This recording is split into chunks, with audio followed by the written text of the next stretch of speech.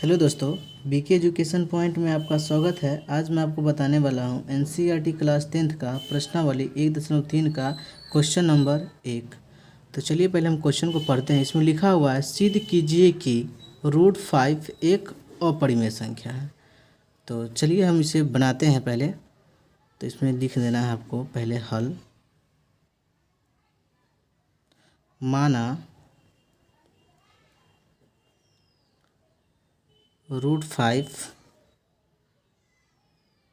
एक परिमेय संख्या है। परिमेय संख्या है। ठीक है दोस्तों, आपको क्या करना है, उल्टा मान लेना है। जो √5 परिमेय संख्या है और √5 को हम किस तरह से लिखते हैं, p/q के रूप में। तो √5 बराबर p/q। ठीक है दोस्तों, जहाँ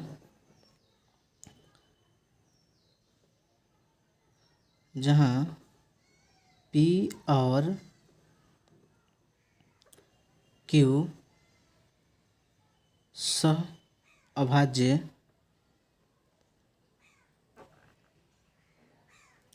संख्या है। क्या है? सौभाज्य संख्या है। और q बराबर 0 नहीं है, ये आपको लिख देना है। अब आपको क्या करना है, √5 को और p/q के वर्ग करना है। ठीक है, तो यहाँ पे आप लिखिए √5 बराबर p/q।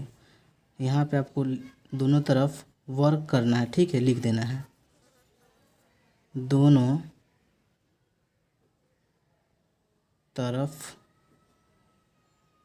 वर्ग करने पर।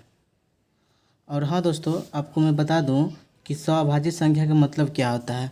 वैसी दो संख्या जिसका HCF 1 होता है। ठीक है दोस्तों, जैसे कि हम आपको एग्जांपल में बताते हैं। जैसे कि आप 13 को आप भाग दीजिएगा 13 से, तो सिर्फ ये 13 से ही कटेगा। ठीक है, या तो 1 से कटेगा या तो स्वयं से कटेगा। ठीक है दोस्तों, तो इसका मतलब आपको समझ में आ गया होगा कि जिसका HCF 1 होता है वह सौभाज्य संख्या होता है। तो इसमें लिख दिए हम दोनों तरफ वर्ग करने पर। तो वर्ग कर दीजिए इसको। ठीक है दोस्तों, और स्क्वायर से रूट कट जाता है। ठीक है दोस्तों, तो अब 5 हो जाएगा और p² बट्टे में q²। अब यहाँ से आपको क्या करना है, तिरछी गुना करना है। इससे इसमें करना है और इससे इसमें करना है। ठीक है दोस्तों, तो चलिए हम गुना करते हैं। यहाँ पे नीचे में एक छुपा हुआ रहता है, आपको तो पता ही होगा इस चीज़ के बारे में। तो चलिए हम गुना करते हैं। इससे इसमें करेंगे और इससे इसमें करेंगे, तिरछी गुना करेंगे। तो p² बराबर क्या हो जाएगा, 5q²। और यहाँ पे आप देखिए 5 जो है यहाँ पे गुना में है, तो यहाँ पे बट्टा में चला आएगा। ठीक है, p² बट्टे में 5 बराबर q²। ठीक है दोस्तों, अब यहाँ पे आपको क्या लिखना है मैं आपको बताता हूँ। p² 5 से विभाजित हो रही है। ठीक है, तो 5 भी p से विभाजित हो रही है, आपको ये लिखना है। और कैसे लिखना है मैं आपको बताता हूँ। ठीक है, जैसे कि देखिए यहाँ पे कोई संख्या ले लीजिए 16/4। अब 16 का स्क्वायर है। ठीक है, 4 से 16 भी कटेगा तो 4 से 16 का स्क्वायर भी कटेगा। ठीक है दोस्तों, तो आपको यहाँ पर लिखना है, आपको समीकरण इसको 1 मान लेना है। ठीक है, यहाँ p² 5 से विभाजित है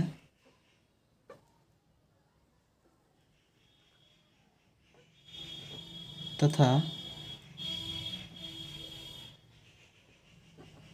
p भी 5 से विभाजित है।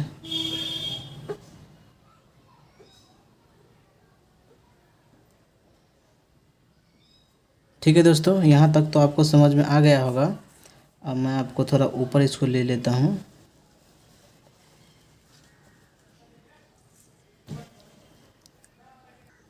और अब आपको क्या लिखना है कि अब P बराबर 5m रखने पर,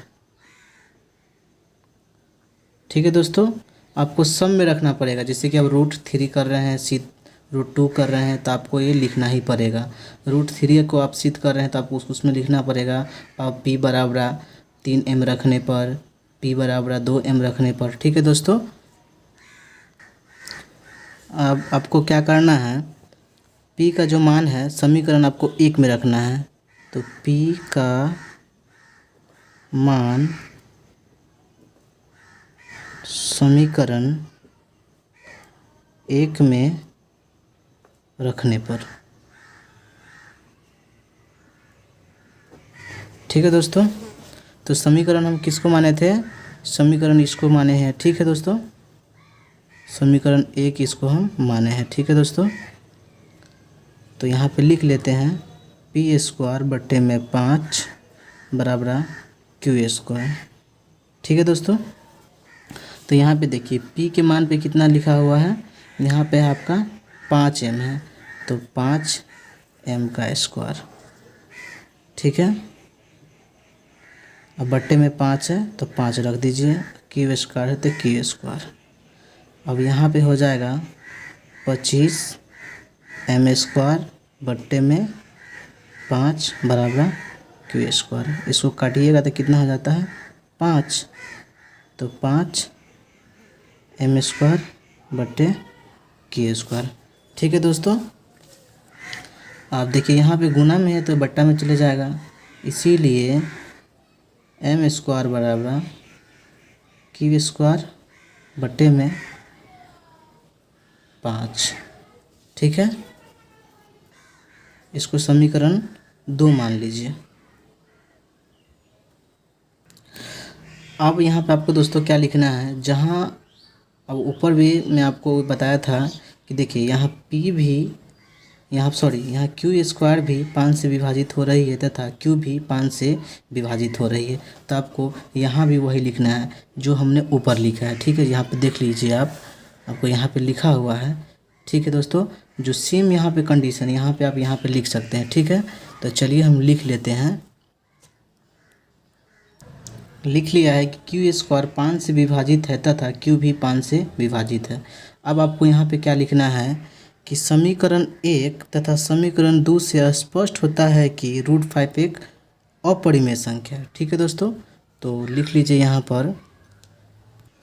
तो लिख लिया दोस्तों, समीकरण 1 तथा समीकरण 2 से स्पष्ट होती है कि √5 एक अपरिमेय संख्या है, ठीक है दोस्तों।